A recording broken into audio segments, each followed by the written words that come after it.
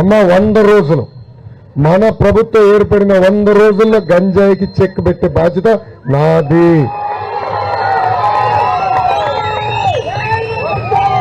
100 రోజుల్లో మేము చెక్క పెట్టబోతే నేను అసలు మొహం కూడా చూపించాను. అమ్మ నిన్న కాక మొన్న విశాఖపట్నం తల్లి నిన్న 25,000 కిలోగ్రామ్స్ తల్లి 25,000 కేజీలు ఈ డ్రగ్స్ ని పట్టుకున్నారు తల్లి విశాఖపట్నంలో. బాబు గారు ఉన్నప్పుడు ఏనాడైనా గంజాయి గురించి ఇన్నేనా తల్లి? బాబు గారు ఉన్నప్పుడు ఏనాడైనా గంజాయి మన దర్గాపులు వచ్చేవా తల్లి?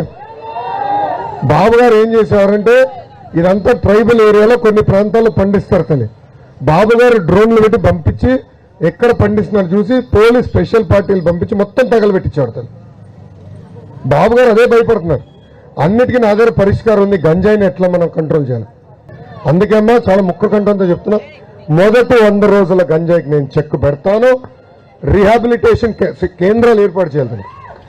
గంజాయి ఒక్క నిమిషం, గంజాయి ఆప్తం ఒక్క భాగం, కానీ అది అలవాటైన పిల్లల్ని బయటికి తీసుకొస్తాం ఒక పెద్ద పరీక్ష కలిగి దానికి రీహాబిలిటేషన్ కేంద్రాలు ఏర్పాటు చేయాలి. అది ప్రభుత్వం చేసే బాధ్యత మేము తీసుకుంటామని ఈ సభాముఖంగా నేను హామీ ఇస్తున్నాను.